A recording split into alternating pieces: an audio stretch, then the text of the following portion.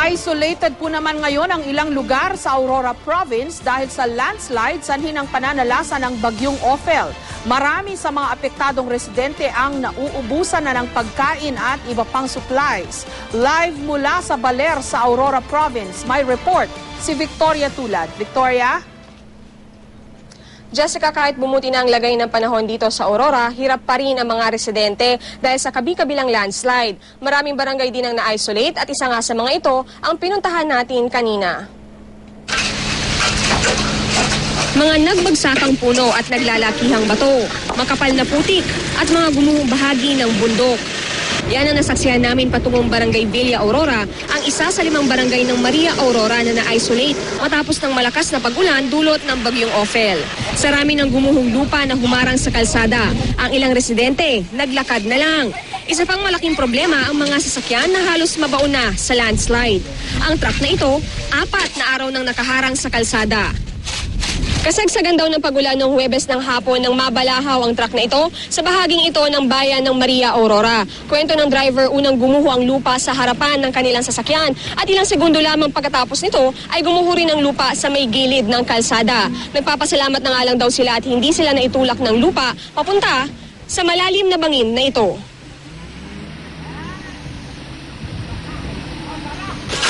Pinahila namin sa two-wheeler, sa tinulak ng loader. Kahit anong gawin ng paraan, talagang hindi na nabatak. Sa totoo nga po, may iniyakan ko talaga tong truck na to eh. Kasi nga, medyo nung mawawala. Sa di kalayuan, isa pang truck ang nasiraan matapos subuking dumaan sa gumuhong lupa. Ang mga mas maliit na sasakyan, kinailangan namang hilahin gamit ang lubid para makadaan.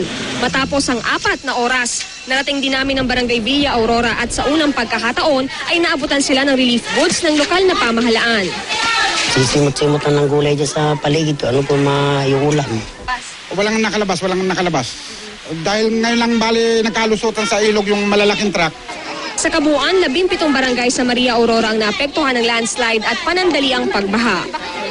Ang priority natin, yung pong mga nasirang farm to market road ay inaayos po natin.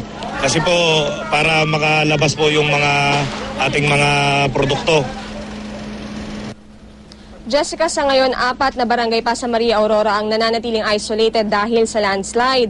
May mga residente rin na na-stranded sa Kasiguran Aurora matapos masira ang isang tulay doon. Jessica? Okay, Maria Victoria, paano kaya yung ating mga kababayan dyan na mag-uundas?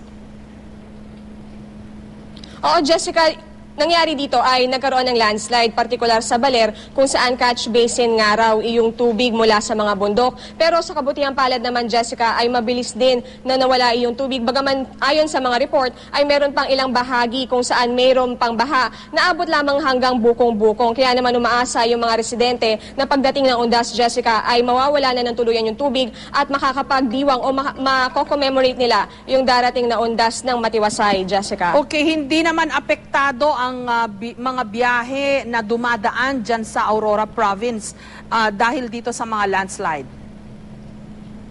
Noong Sabado, Jessica, sa pagkakaalam natin ay natigil ng siguro mga 10 oras yung biyahe papasok dito sa Aurora dahil iyon yung panahon kung kailan hindi pa natatanggal yung napakaraming landslide sa kahabaan ng highway. Pero sa kabutihang palad din ay natanggal na din iyon noong hapon ng Sabado. Yun nga lang, Jessica, marami pa rin landslide sa gilid ng mga kalsada kaya't nananatiling one-way yung highway. At bukod dyan, Jessica, meron ding ilang lugar dito sa Aurora ang hindi pa raw naaabot dahil nga masyadong mabundok yung mga lugar na yon. At hindi rin sapat yung mga gamit na backhoe at payloader ng lokal na pamahalaan, Jessica. Kaya nananawagan din sila sa mga residente at sa mga turista rin na pumupunta dito sa Aurora na konting pasensya pa at ginagawa raw nila ang lahat. Jessica?